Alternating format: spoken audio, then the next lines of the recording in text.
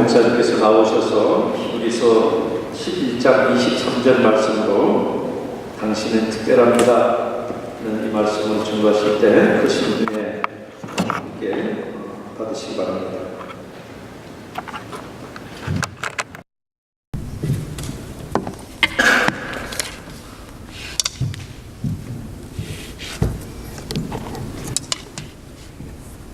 네, 감사합니다. 오늘 이렇게 성도 여러분들 앞에 말씀을 증거할 수 있게 기회를 주신 우리 박 목사님 또 당회 앞에 감사를 드립니다. 저는 아까 소개해 주신 것처럼 홍해찬 아버지입니다. 근데 저 오기 전에 벌써 2년 동안 여기 다녔는데 커밍아웃을 하라고 했는데 안 해가지고 지난주에 와가지고 이제 이렇게 알려지게 돼서 본인한테는 어떨지 모르지만 저는 좀 당황스러웠고 지금은 이제 제가 안식월 기간 중이어서 이제 6월 말까지 이곳에 머무는데 우리 예찬이가 하도 막 살아가지고 그 주택 개량 사업 및 그 주거 환경 개선 사업을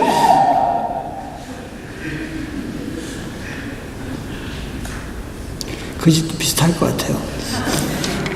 하고 있습니다. 우리 박 목사님보다는 한 6년 정도 뒤에 학교를 종신을 다녔고 저는 지금 남해에서 6년 7개월 동안 목회를 하고 있습니다. 남해 하시면 사람들이 보통 남해 바다를 생각하시는데 저희는 진짜 남해입니다. 남해 경상남도 남해군 에 있는 그 삼천포 대교랑 연결되어 있는 창선이라는 곳에서 제가 목회를 하고 있습니다. 그리고 주안에서 여러분들 만나게 된 거 정말 반갑습니다. 우리 한번 같이 옆에 분과 함께 인사를 나누겠습니다. 당신은 특별합니다. 근데 이런 거 꼭 하라고 그러면 인사 안 하시는 분들인데 정말 특별하신 분들 곤란해요. 자, 다시 하겠습니다. You are so special. 네, 지금부터 여러분들에게 여러분들이 얼마나 특별한지를 점검을 해드리겠습니다. 자, 지금부터 8개의 문제가 올라가게 될 텐데 그 8개의 문제에 대해서 답을 한번 자기가 동의를 하면 0표, 동의하지 않으면 X표를 해보시기 바랍니다. 자, 계속 올려주세요. 나는 다른 사람들이 나를 질투하고 있다고 생각한다. 그게 맞으면 0표, 틀리면 X표. 자, 두 번째 8문제를 쭉 풀으세요. 너무 많이 생각하시고 묵상하시는 분은 거짓말하고 있는 분이에요. 그러니까 한 10초 정도만 딱 보면 느낌이 옵니다. 정직하게 하셔가지고 한번 몇 개나 0표가 나오는지를 한번 그 기록을 해보시기를 바랍니다. 네, 투표 다 하셨죠? 네. 자, 그러면 여러분 중에 3개 이하로 나오신 분, 1개, 2개, 3개 이하로 나오신 분 한번 손 들어보시기 바랍니다. 예. 자, 한번 자리에서 일어나보세요. 일어나보세요. 예. 자, 이분들은 우리 한번 보통 사람들입니다. 자, 앉으세요. 그러면, 5개 이상 혹시 나오신 분, 5개 이상. 6개. 한 분도 안 계세요? 여기는 좀 제가 보기에는 디스가이 하시는 분들이 있어요. 전혀 이렇게 정체를 드러내지 않는 분들이 계신데 5개 이상 나오신 분들을 우리는 공주님, 왕자님이라고 부릅니다. 그리고 이분들 중에 자녀 이야기가 나오면 꼭 짚고 넘어가는 사람들을 우리는 팔불출이라고 부릅니다. 물론 이 테스트는 원래는 20개 문항으로 구성되어 있고 OX가 아니고 점수를 스케일에 의해서 점수를 매기게 되어 있는 테스트이기 때문에 너무 심각하게 생각할 필요는 없으십니다. 어찌되었든 간에 우리 주변에는 자기를 지나치게 과대평가하는 인류 역사만큼이나 오래된 시간을 가지고 있는 불치병인 공주병, 왕자병을 앓고 계신 분들이 많이 계십니다. 또한 처자식 얘기만 나오면 자다가도 벌떡 일어나서 자랑하고 다시 잠이 드시는 팔불출들이 많이 있고, 또 그분들이 일으키는 치맛바람, 토네이도에 의해서 피해를 보는 우리들이 많이 있습니다. 왜 피해를 보냐면 우리 안에도 그러한 성질이 내성되어 있기 때문에 그러한 모습을 나타냅니다. 그런데 오늘 말씀 보면 지금부터 3,500년 전에 이집트 나일강 델타에 있던 고센 땅이라는 곳에 살았던 아주 평범한 부모의 이야기가 등장합니다. 즉 자녀의 아름다움을 보고 또 그것에 대해서 무슨 액션을 취했다고 하는 이런 이야기가 나오는데, 부모가 자녀의 아름답다고 이야기하는 거, 그게 굉장히 당연시하게 생각되지만, 우리 애가 아름답다 이렇게 얘기하면 진짜 아름다운가 보다라고 이렇게 액면 그대로 받아들일 사람이 별로 없는 이런 세태 가운데서 성경은 이 부부를 팔불출이라고 말하고 있지 않습니다. 오히려 이분들이 등장하고 있는 히브리서 11장은 Hall of Faith, 즉 믿음의 전당의 한 자리를 차지하고 있습니다. 그렇다면 과연 이분들이 어떠한 삶을 살았습니까? 무엇이 이들을 팔불출이 아니라 신앙의 모델로 만들었겠습니까? 때로는 우리 자신이 너무 잘나서 문제를 일으키기도 하고, 때로는 자신이 너무 못났다고 생각해서 실망하면서 살아가는 우리들이 어떻게 하면 이렇게 하나님께서 인정하시는 신앙인으로서의 삶을 살 수 있겠습니까? 오늘 말씀을 통해서 그 모습을 발견하고 또 결단하는 시간이 됐으면 참 좋겠습니다. 여러분, 이 사람들이 그렇게 믿음의 전당 안에 들어갈 수 있었던 근거가 무엇입니까? 히브리서 11장 23절 말씀을 우리 함께 읽겠습니다. 믿음으로 모세가 낳았을 때 그 부모가 아름다운 아임을 보고 석 달 동안 숨겨 임금의 명령을 무서워 아니하였으며, 믿음이 기준이었습니다. 모세의 아버지와 어머니였던 아므람과 요게벳의 이야기입니다. 근데 이들이 그 믿음의 전당에 들어간 건 굉장히 단순합니다. 자기의 세 번째 아기인 모세가 태어났을 때 믿음으로 그 아기의 아름다움을 보고 그 당시 왕이었던 신의 아들 파라오의 명령을 거역하는 위대한 신앙적인 결단을 내릴 수 있었습니다. 자기의 아이가 아름답습니까? 안 아름답습니까? 그래서 고슴도치도 자기 새끼는 어떻다고요? 우리가 보기에 고슴도치 새끼가 별거 아닌데 고슴도치가 볼 때는 어떻게 해요? 아주 이쁜 아기로 받아들이는 것처럼 당연한 것처럼 보이는데, 오늘 그것 때문에 믿음의 전당에 들어가 있습니다. 여러분, 제가 이 말씀을 보면서 모세가 아름다운 아이였다라는 이 말이 한 가지 의문이 들었습니다. 과연 모세가 태어났을 때 어떠한 모습이었기에 이 부모는 그 아름다움을 보고 왕의 명령을 거역할 정도로 그렇게 그 아름다움에 취해 있었을까? 부모는 과연 무엇을 보고 아름답다고 했을까? 여러분이 아시는 것처럼 어머니 뱃속에서 세상에 처음으로 태어난 아이들의 모습이 어떻습니까? 여러분, 아이가 처음 태어났을 때 정말 아름답다고 생각했던 우리 남자분들 한번 손들어 보세요. 왜 아무도 없죠? 여러분, 제가 애가 낳았다고 그래가지고 2시간 만에 병원에 갔는데 제 아이를 데리고 왔는데 그때 첫 인상을 잊을 수 없습니다. 간호사가 데리고 왔는데 좀 깜짝 놀랐어요. 바뀐 게 아닌가.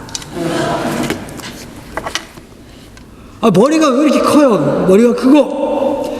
제가 그때까지 봤던 애는 한 일주일 정도 지난 애를 본 거예요. 근데 바로 태어난 애를 보니까 머리가 이따만하고 몸이 작습니다. 약간 또 노화 현상이 있는지 쭈글쭈글해요. 이마가 쭈글쭈글하고 또 태반에서 나온 그 태지가 아직 붙어 있어서 아무리 눈을 씻고 봐도 저를 닮은 구석이 하나도 없는 거예요. 제가 지난 10달 동안 애기야 잘 나와라 막 이렇게 했는데 얘가 나오려고 이랬나 막 이러려고 애를 낳나 하는 그런 마음이 막 드는데 팔뚝에 팔찌가 있었어요. 거기에 부 홍명유, 모 정월란 이렇게 써있자 그것을 보면서 진정하면서 쳐다보니까 아름다워지기 시작했어요. 그렇다면 오늘 모세의 부모들이 모세를 낳았을 때 모세는 과연 어떠한 모습이었겠습니까? 도대체 왜 그들은 아름다움을 보았다고 성경은 기록하고 있겠습니까? 여러분, 모세 얼굴 주위에 환한 이런 달마상 옆에 있는 거 있죠? 광채? 이런 동그란 게 떠 있습니까? 아니면 모세의 탯줄이 24K 순금이었습니까? 모세는 태어나면서부터 응애라고 울지 않고 안녕하세요?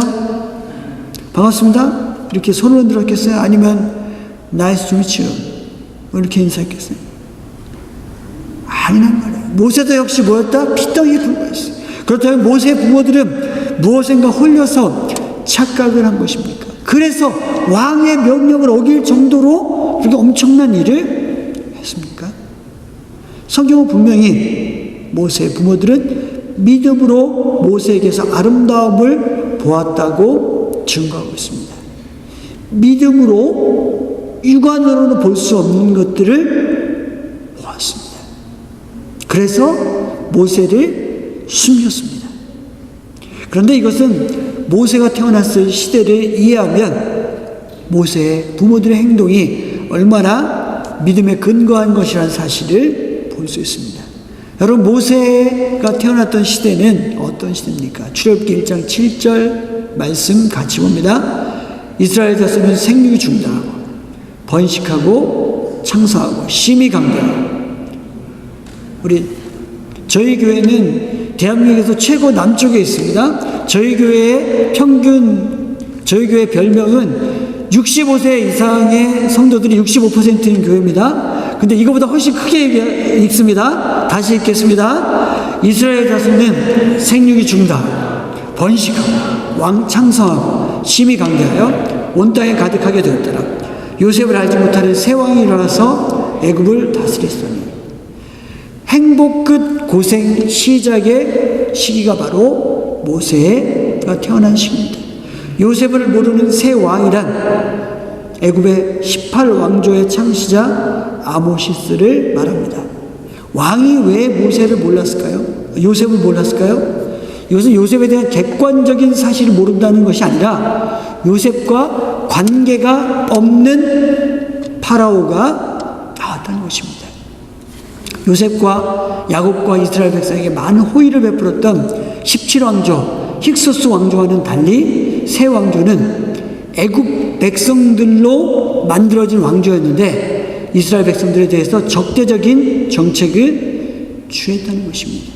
17왕조는 팔레스틴에서 이주해 와서 이집트 사람을 쫓아내고 세운 왕조였는데 이제 그들에게서 독립해서 세워진 왕조가 18왕조입니다. 그러므로 17왕조 때 혜택을 받고 기득권을 누렸던 이스라엘 백성들에 대해서 아주 적대적인 정책을 취합니다.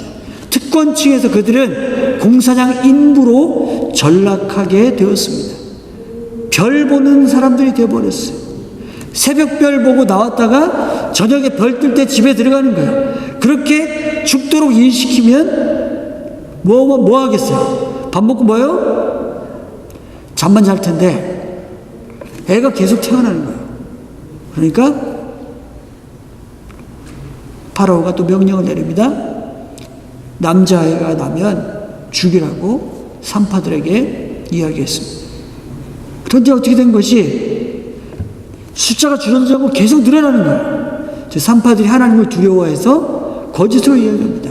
히브리 여자들은 체력이 너무 좋아서 우리 옛날 저희 목회하고 있는 교회 보면 오이밭에서도 아기 낳고 막 아기 낳는 분들이 있어요. 그냥 건강한 분들은 근데 우리들이 가기 전에 아기를 낳습니다. 줄어들지 않습니다. 그러자 바로는 이제 마지막 선택을 합니다. 어떤 선택을 했냐면 민족의 대를 끊기 위해서 산에 아이가 태어나면 강에다가 전부 집어 던지라고 했습니다. 프린세스 오브 이집트라고 하는 그 영화를 보면 거기에 강에 던지면 악어가 이러고 입 벌리고 있는 그런 벽화가 나오는데 그렇게 하도록 했습니다. 출애굽기 1장 22절 말씀 우리 같이 봅니다. 그러므로 바로가 그의 모든 백성에게 명령하여 이르되 아들이 태어나거든 너희는 그를 나일 강에 던지고 딸이거든 살려두라 하였더라. 그러므로 모세가 태어날 당시에 산에 아이를 낳았다는 것은 아들 낳았다고 고추 걸어놓는 시기가 아니고 절망의 시기고 축복이 되지 못했습니다. 이 명령을 내린 사람이 제18왕조의 세 번째 왕인 투트모스 1세인데 그는 BC 1526년에 왕위에 올라서 이러한 잔인한 명령을 내렸고 그 시기에 모세가 태어났습니다. 여러분 이러한 시대에 아이를 낳는다는 것은 산의 아이를 낳는다는 것은 어떠한 의미를 지녔겠습니까? 아이를 임신했는데 첫째 딸보다 훨씬 움직임이 강하고 발로 차는데 호날두나 메시같이 이렇게 힘차게 차는 거 보면 얘는 좀 다르다. 혹시 사례가 아닐까라는 생각이 들 때부터 그 임산부는 절망하기 시작하는 거예요. 이거 나야 뭐예요? 악어밥밖에 안 되는 그런 마음이 들 수밖에 없어요. 성경은 분명히 이야기합니다. 자녀는 하나님의 선물이고 축복입니다. 그것이 전통에 가득한 자는 부끄러움을 당하지 않는다고 그랬는데 사내 아이가 태어나면 그건 자녀도 되지 못한 채 사라질 운명에 놓여 있습니다. 하나님의 백성, 히브리 민족의 조상인 아브라함의 하나님, 이삭의 하나님, 야곱의 하나님을 믿는 그 하나의 자긍심을 가지고 살았던 그들에게 있어서 애굽에서의 삶은 절망의 삶으로 추락할 수밖에 없었습니다. 너무너무 힘든 시간이었어요. 여러분 우리가 살고 있는 이 시대와 비교해 보면 어떻습니까? 여러분은 하나님의 백성으로서의 자긍심을 가지고 자신 있게 살고 계십니까? 여러분은 그 어느 자리에 서서든지 나는 예수를 믿습니다, 나는 교회에 다닙니다 하고 자랑스럽게 이야기하실 수 있습니까? 아니면 우리 주변에 있는 환경이나 상황들에 눌려서 마치 지식당할 것처럼 힘들고 어렵게 신앙생활을 하고 계시지는 않습니까? 우리 교회에 다니는 그 영양사인 자매가 있는데 선임 영양사하고 둘이 앉아서 밥을 먹는데 장로님 딸이 기도하고 밥 먹으니까 그 선임 영양사가 너는 내 앞에서 기도하지 마라. 난 교회 싫어한다. 그러니까 그 다음부터 어떻게 기도하는지 아세요? 천장 한번 쳐다보고 밥을 먹는다. 그래도 잘하고 있다고 내가 얘기는 해줬는데 여러분 그런 반기독교적인 가치들과 반기독교적인 행동들이 어쩌면 우리를 진식시키려고 만들어내는 제도들이 반교회적이고 반기독교적인 제도들이 너무나 많이 넘쳐나고 있는 그런 사회적인 분위기. 인터넷에서 악의적인 그 생각을 가지고 기독교를 뭐라고 불러요? 개독교라고 부르면서 그렇게 하는 사람들이 얼마나 많습니다. 제가 미국에서 공부를 마치고 귀국을 해서 보니까 저 없는 동안에 급성장한 유명 세력이 하나 있었습니다. 바로 대전파였습니다. 대전파는 대전 유성구를 중심으로 한 유흥가를 기점으로 해서 자라난 폭력 조직이 아니고 대치동에 전세를 얻어서 사는 좋은 학교 보내기 위해서 학원 좋은 데 보내기 위해서 파락군에 전세 얻어서 사는 아주머니들의 모임을 대전파라고 부른다고 합니다. 그런데요 더 웃긴 건 대전파에 못 들어가면요 상대적인 박탈감을 너무 많이 갖는 아줌마들이 있다는 거예요. 마치 끝난 것처럼 생각하는 사람들이 많이 있습니다. 한국에 4대 종교가 있습니다. 4대 종교가 뭐겠습니까? 여러분들 뭘 믿습니까? 어느 교를 다니시죠? 이단 없습니다. 기독교, 그 다음에 천주교, 불교 3대 종교인데 이 위에 가장 급성장하고 있는 종교가 하나 있습니다. 이 종교를 위해 모든 사람들이 헌신합니다. 때로는 교회도 하나님도 우선순위에서 밀립니다. 그런데 9월달이 되면 이 종교가 하나가 됩니다. 하나의 깃발 아래 모이게 되는데 장소를 달리해서 각자 맡은 곳에서 이 종교를 섬깁니다. 여러분 이 종교가 무엇이겠습니까?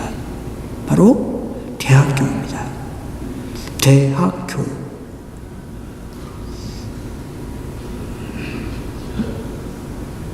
이해가 되세요? 대학교예요. 사랑의교회 장로님이시고 대학교 교수이신 한 장로님이 청소년 지도자 집회에 나와서 간증을 했어요. 여러분, 저는 정말 불행한 사람입니다. 사실 무슨 얘기를 하나 했더니 자기 애가 고2까지 너무 교회를 열심히 나오니까 고3이 딱 될 때 그렇게 얘기했다는 거예요. 장로님이 너 1년만 쉬자. 너 이렇게 교회 열심히 나오면 너 대학 가기 힘들다. 강제로 쉬게 했어요.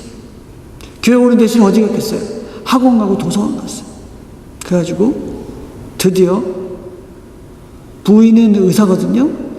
교수와 의사에 걸맞는 그 네임 메뉴에 맞는 학교를 들어갔어요.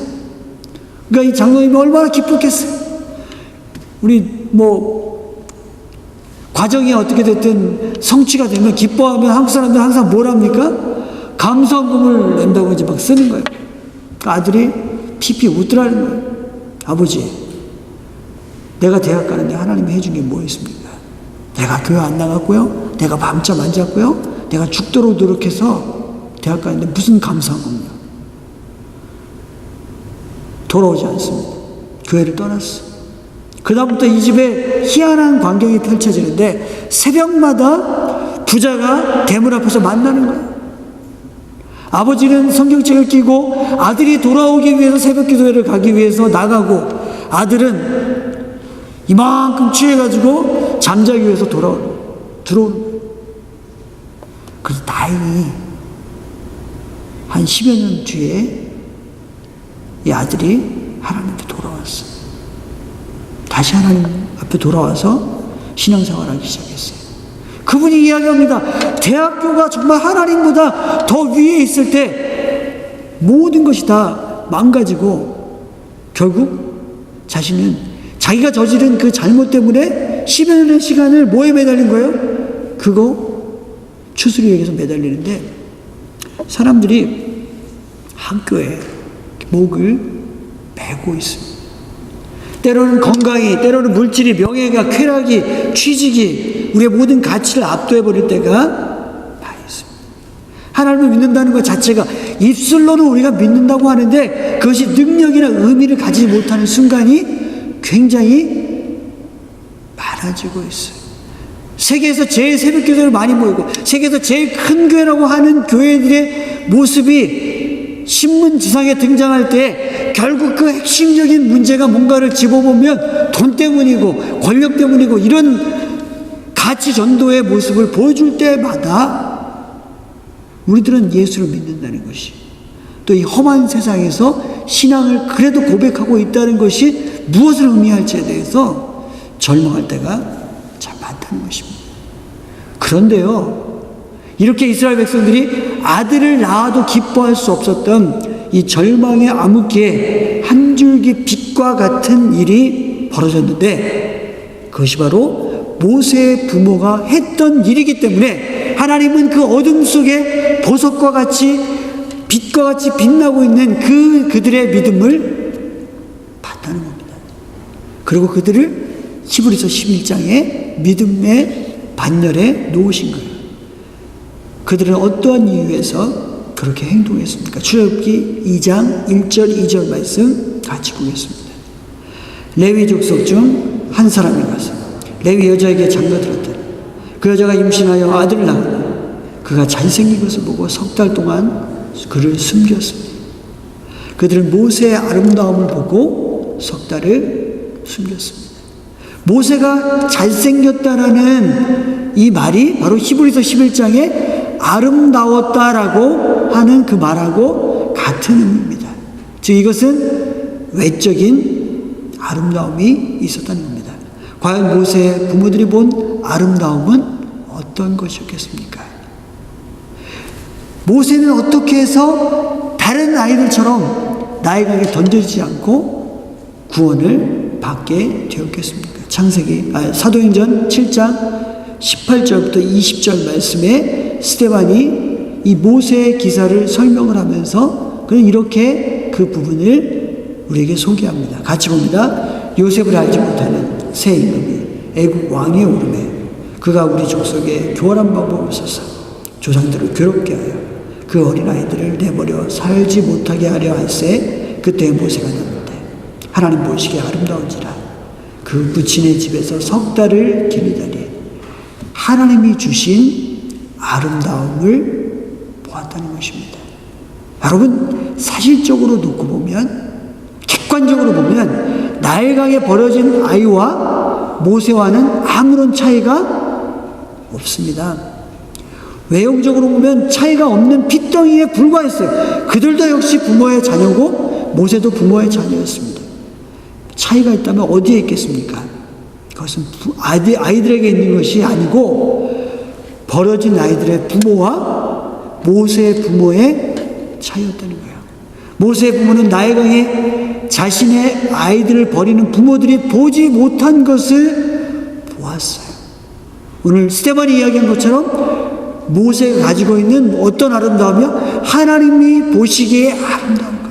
하나님이 주신 아름다움을 보았습니다. 그렇기 때문에 감히 그 아이를 버릴 수 없었어요. 왕의 명령을 어겨서까지라도 구출해내야 했어요. 죽음이 오지만 그것을 맞바꾼 거예요. 이것은 우리에게 무엇을 가르쳐 주겠습니까? 여러분 믿음이 없는 사람은요 절망의 현실 속에서 한숨과 눈물과 비굴한 말을 건질 수밖에 없습니다. 그러나 믿음이 있는 사람은 남들이 보지 못하는 하나님의 아름다운 것을 볼 수 있다는 것입니다. 우리의 눈에는 절망이고 우리의 눈에는 눈물이고 우리의 눈에는 한숨처럼 보이지만 그 속에는 무엇이 있습니까? 하나님의 아름다움이 있습니다. 도대체 못 살겠다고 할지 모르는 이 세상이지만 이 현실 속에 저와 여러분을 살려두시고 저와 여러분을 살게 하신 그 속에는 뭐가 있습니까? 하나님 주신 아름다움이 있다는 것입니다. 사랑하는 여러분, 여러분은 원래 하나님 앞에서 가장 아름다운 존재라는 사실을 믿으십니까? 여러분 아름다운 사람입니까? 그 옆에 분에게 한번 인사해보세요. You are so beautiful. 아름다워요 정말 여러분. 이거 결혼하기 전에만 하고 우린 다 입 씻지 않아요? 그러면 안 되는 거예요. 항상 아름답습니다. 여러분의 삶에는 세상이 줄 수 없는 하나님만이 주실 수 있는 여러분의 아름다움이 있다는 사실을 인정하십니까? 여러분의 가정마다 그런 아름다움이 있다는 것입니다. 여러분의 세상 사람이 사는 대로 그렇게 살아갈 사람들이 아니라 하나님께서 아주 특별하게 살도록 계획하셔서 세상에 보내셨다는 사실을 믿으십니까? 하나님께서 여러분과 저를 어떻게 계획하셨습니까? 창세기 1장 27절과 31절 말씀을 보겠습니다. 하나님이 자기 형상 곧 하나님의 형상대로 사람을 창조하시되 남자와 여자를 창조하시고 하나님이 그 지으신 모든 것을 보시기에 심히 좋았더라. 저녁이 되면 아침이 되니 이는 여섯째 날이니라. 보시기에 심히 좋다고 이야기하십니다. 하나님께서 우리를 얼마나 특별하게 지으셨습니까? 세상의 다른 모든 피조물과는 달리 하나님의 형상으로 지으셔서 하나님과 1대1로 교제를 나눌 수 있는 존재로 만드셨습니다. 그리고 만드신 뒤에 사람을 보실 때 뭐라고요? 좋다고 이야기했어요. 제가 아까도 말씀드렸지만 어제가 우리나라에서 제일 중요한 날입니다. 또 저희 아내 생일입니다. 제가 국경일은 기억 못해도 이날은 기억해야 할 1년이 편합니다. 그래서 어제 저희가 마샤를 갔습니다. 마샤를 가서 물건을 고르는데 백을 하나 골랐습니다. 근데 그 백을 고르고 너무너무 좋아하는 거예요. 집에 돌아와서도 보면서 말을 안 해도 하나님의 좋았더라고 하는 그 이미지를 그대로 넣으면 여자들이 뭔가를 받았을 때 좋다, 그거하고 비슷할 것 같아요. MSRP가 268불이에요. 근데 마샬이니까 일단 DC가 돼야 되잖아요. 태그 붙어 있는데 99불 99전이에요. 그런데 그 안쪽에 보니까 뭔가 이렇게 또 붙어 있어요. 맨 위에 최종적으로 빨간 딱지에 33불이라고 되어 있어요. 저는 그것을 보니까 굉장히 좋았어요. 근데 좋다고 그러는 거예요. 나중에 브랜드를 찾아보니까 브랜드, 희한한 브랜드인데 좀 되게 많이 만드는 브랜드죠, 백을. 너무너무 감동하는 거예요. 다음에는 진짜 좋은 거 사주고 싶어요. 그 좋았더라. 근데 하나님이 인간을 만들고 우리를 만들고 하신 고백이 뭐냐면 좋다 하는 그것을 말씀하셨습니다. 여러분, 하나님이 우리를 아름답다고 하셨는데 그것에 대해서 우리가 받아들이고 그것을 인정하면 그것이 우리에게 성취되는 줄로 믿습니다. 그거 하나님의 인정이 아니고 우리 나름대로 생각해가지고 내 능력, 내 환경, 내 처지에서 내가 이룬 것 때문에 아름답다고 이야기하고 내가 자랑한다면 우리는 팔불출에 불과할 것입니다. 그러나 성경은 신앙을 이야기하면서 하나님이 아름답다고 하니까 아름답다고 인정하는 것은 믿음이라고 말하고 있습니다. 그리고 믿음이 있는 사람은 바로 하나님의 아름다움을 볼 수 있다고 말씀하고 계십니다. 이런 아름다운 하나님의 약속이 있음에도 불구하고 많은 하나님의 자녀들이 그것을 누리지 못하고 살 때가 있습니다. 하나님이 내 안에 주신 고유한 아름다움에 감사하지 못하고 남과 비교할 때 그런 일이 일어납니다. 여러분 따라해 봅시다. 부러우면, 좀 크게 해보세요. 부러우면 지는 것이다. 부러우면 지는 거예요. 이미 비교해서 내가 남에게 부럽다고 생각되면 나는 꺾인 거예요. 그런데 이런 잣대를 가지고 사는 사람이 너무 많아요. 좋은 학교, 좋은 직업을 가지면 아름답고 행복할 것이라고 생각합니다. 그래서 한국 사람들이 좋아하는 직업에는 다 무슨 자가 붙습니까? 사자가 붙습니다. 판사, 검사, 의사, 공인회계사, 사자가 붙어야 좋아 보입니다. 그러니까 이 사자가 붙는 직업을 가지려면 좋은 학교를 나와야 되고, 좋은 대학을 나오려면 어디 가야 좋은 고등학교를 가야 되고, 특목고나 이런 외고를 가야 되고, 그러다 보니까 점점 내려가면 어디까지 가요? 좋은 유치원을 나와야, 좋은 어린이집을 나와야 갈 수 있다 하니까 할아버지들이 다 그 어린이집 대기표 주는 날 줄 서 있는 거예요. 할아버지 할머니들이 가서 밤새서 표 받아가지고 좋은 학교 가려고. 그런데요, 이런 현상은 미국에 와 있는 특별히 동양계 사람들에게서 마찬가지입니다. 저는 한국 사람만 그런 줄 알았더니 동양계 그 이주민들이 다 비슷해요.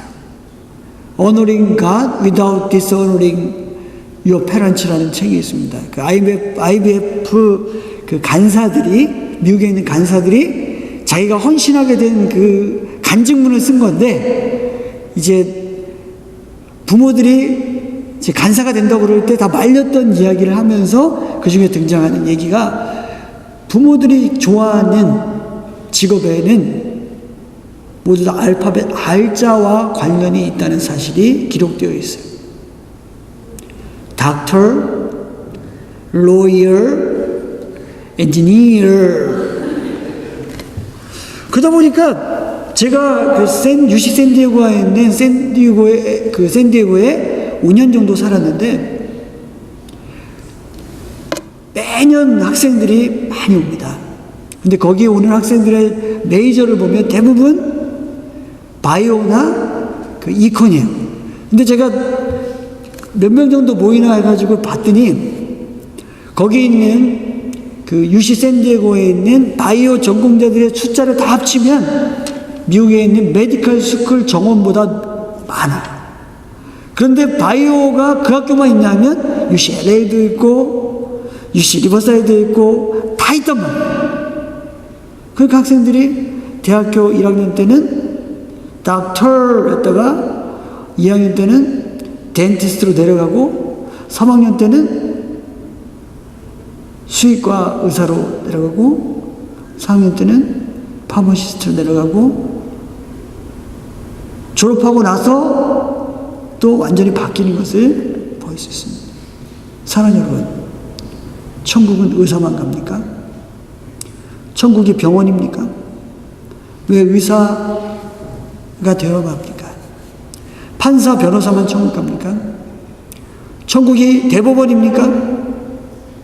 왜 자녀들이 똑같이 사자가 들어가는 직업 중에 미용사, 이발사, 운전기사, 목사가 된다고 하면 다시 한번 기도해보자 그러고 정신 차리라고 그러고 이 교회 다니면 안 되겠다 그러고 니네 유수 선생님 누구야? 데리고 가서 제가 방황하는 한 자매를 신앙교육을 잘 시켰어요.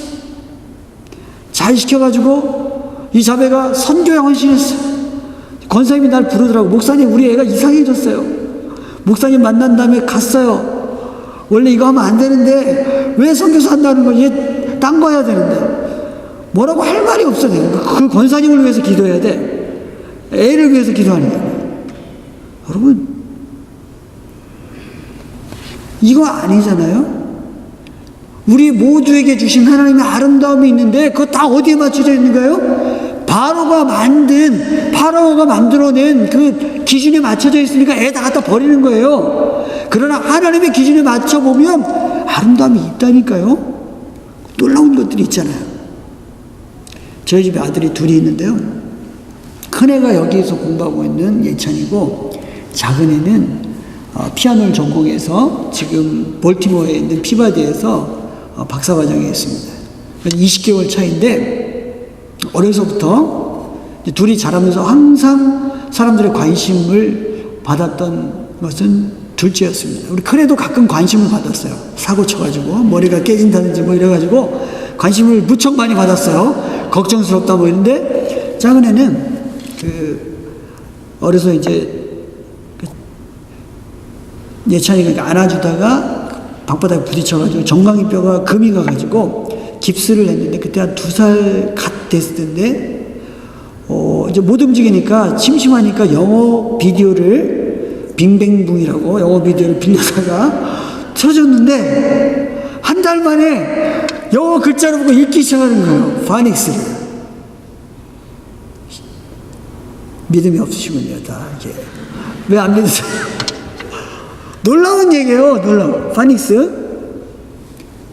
유치원 때 구몬 수학을 시켰더니 초등학교 들어갈 때쯤에 고등학교 2학년 수학까지 다 마쳤어요.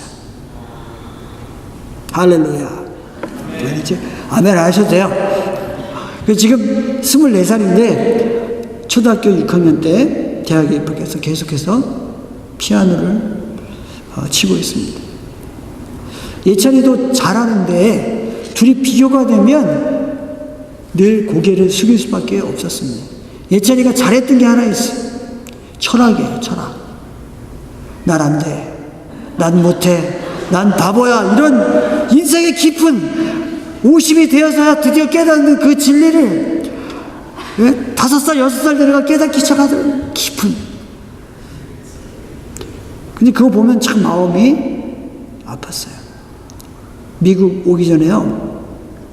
3학년 때 왔는데 초등학교 2학년 때 컴퓨터하고 친해지라고 제가 지금도 그 인기를 끌고 있지만 출시된 지 얼마 안 된 스타크래프트 브루드워 오리지널 CD를 사가지고 오셨어요. 1년 동안 게임을 시켰어요. 학교에서 이메일을 만든다고 이메일을 정해오라고 그러니까 매일 보는 게 스타니까 스타라고 하겠다고 그러는 거야. 근데 스타 스펠링을 못 쓰는 거야. 그래가지고 브루드워 CD가 그날 깨졌어요. 저희 아내의 분노한 손에 의해서 28,000원 주고 산 건데 2001년도에 깨졌습니다. 그리고 미국 땅을 밟을 때 B하고 D가 구분이 안 되는 상태로 미국 땅을 밟았습니다. 그런데 이 아이에게 커다란 변화의 계기가 왔어요. 초등학교 4학년 때 기프티드 클래스에 들어가게 되었습니다. 한국에서는 기프티드 클래스 영재반에 들어가려면 뭘 잘해야 됩니까? 뭐 죽어선 살아 국영수를 잘해야 들어갈 수 있으니까 기프티드 그 영재교육원 옆에 가면 영재교육원 시험을 위한 학원이 있고 또 과외 선생님을 소개해 주는 게 이게 우리의 시스템인 거예요. 너무 잘 돼 있어요. 근데 외국엔 정말 다르더라고요.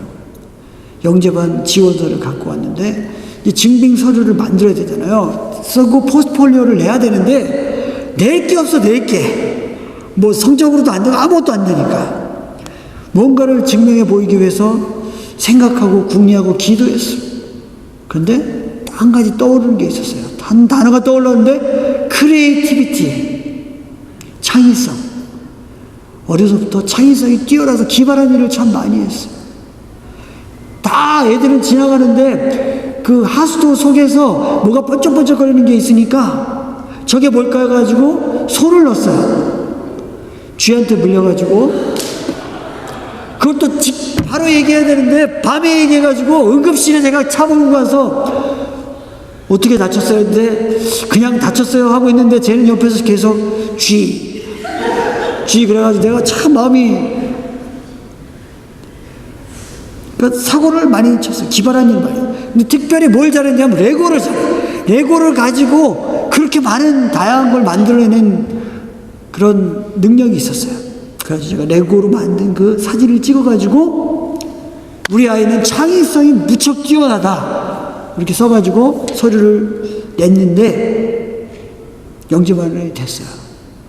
한국으로 보면 웃기는 무슨 레고 못하는 애가 있어. 레고 다 잘하지. 근데 영재반에 들어가더니 그때부터 달라지기 시작합니다.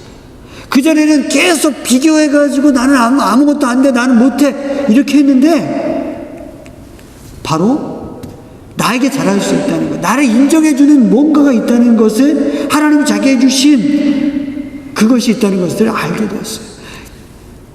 12살 때 동생이 12살에 대학을 들어가자 고민하기 시작합니다. 나를 향한 하나님의 목적은 무엇인가에 대해서 고민하기 시작하면서 자기에게도 하나님 주신 독특함이 있다는 것을 알고 수학 방학 동안에 공부해가지고 3학년이나 월반을 해서 수학을 이제 어드밴스드로 수업을 듣게 되었어요. 근데 예찬이가 보통 항상 어떻게 했냐면 동생이 구문 그 학습지를 풀면 연필로 풀 거 아닙니까? 그러면 둘을 시킬 수는 없으니까 지우개로 지워요. 지워서 예찬이한테 주면 다 풀었는데 시험지가 안 보여요. 나중에 집안 청소하다 보면 소파 뒤에 막 구겨져 있고 뭐 화장실에 들어가 있고 그러면 그날은 타작을 하는 날입니다. 정직하지 않은 죄, 시험 안 푼 죄 뭐 이렇게 해가지고 근데 지금 뭐 공부하고 있어요? 어플라이드 매스 수학 공부하고 있죠. Praise the Lord. 어메이징 가십니다. 수학 그렇게 싫어하고 수학 난 안 되라고 했는데 하나님이 주신 레고 만드는 그 아름다움을 발견하니까 거기서부터 시작해서 변화가 일어나는 거예요. 여러분 우리에게 도전이 있어요. 우리의 삶을 향한 하나님의 뜻이 여기에 있어요.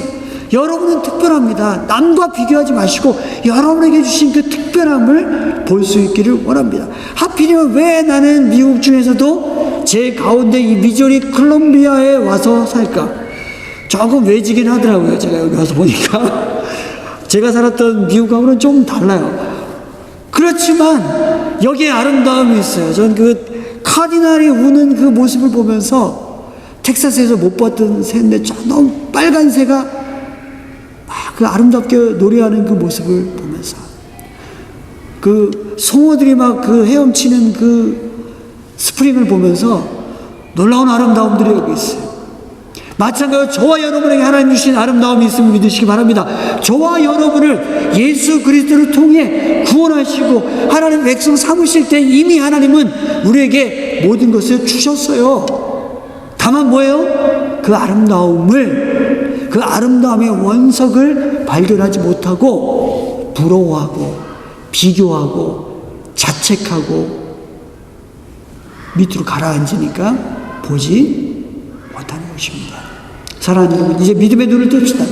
하나님 우리 각자에게 주신 아름다운 것들을 발견할 수 있기를 원합니다. 그 아름다움이 고통이요 슬픔이요 절망이 아니라 하나님의 기회임을 믿으시기를 바랍니다. 그 아름다움을 안고 그 고통을 안고 나일강으로 가는 사람에게는 소망이 없어요.